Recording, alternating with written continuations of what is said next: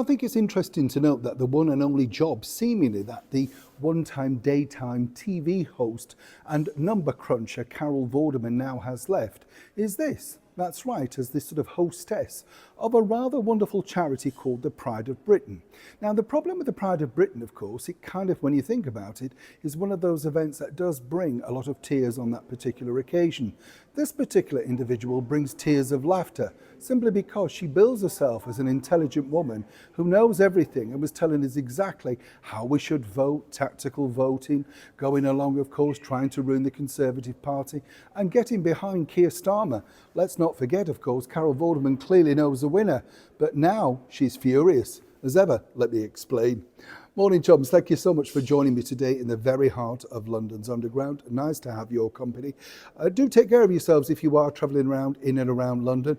As I'm sure you know, pickpockets are rife right now, and people, of course, have to be on the lookout for everything. Hence the reason I film some of these things down here, in particular when the weather's bad and, more importantly, when the air is too congested. What a world we've becoming, don't you think? It's shocking, really, isn't it, when you think, remember a time when you did feel safe, ladies, and you could walk out reasonable hours of the evening and not worry about certain aspects of life, modern life. Do you know what I'm talking about? Absolutely. Share your thoughts as ever. Let's get back, of course, to your story of the day. This woman, Carol Vorderman, right? Met her many times, worked with her many different times. Strange woman, very much an attention seeker, that's my opinion. And of course scored an incredible career, for many, many years, just simply placing numbers on a board inside a Channel 4 hit show, originally hosted by the much liked Richard Whiteley of Yorkshire TV fame. Knew him well, lovely fella.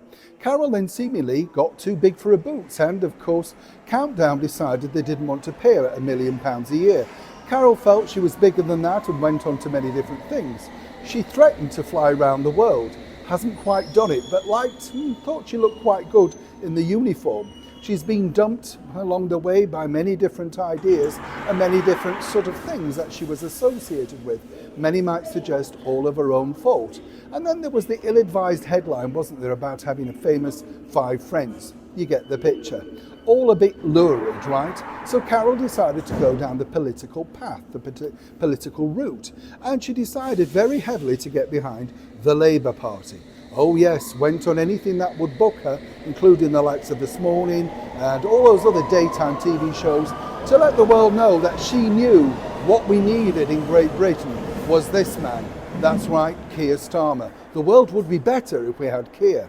Suddenly, like so many micro-celebrities, and I use that word very loosely, well, Carol's decided that absolutely 100% Keir's not doing a good job now, right?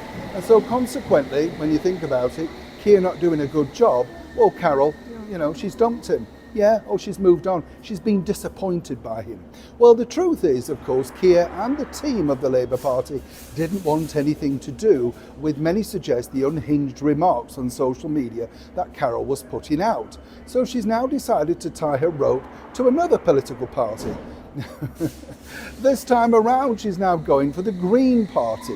Now remember, this leader told us, and it's in print, remember, that if you are on Poverty Row, it's perfectly acceptable to go and shoplift from wherever you fancy. These are the sort of things that apparently Carol wants to back, including the legalisation of drugs, etc. You get the picture.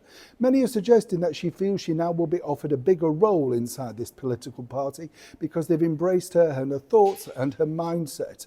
And of course, if you remember way back, she did try and align herself to the Conservative Party, but it appears that both Boris Johnson and the former British Prime Minister David Cameron decided that Carol wasn't the perfect fit. Hence the reason the move to Keir. He felt likewise. So maybe the Green this time will either decide to like Carol, or will she even be too green for them? You get the picture. It's a developing story. Neil Sean in the very heart of London's Underground.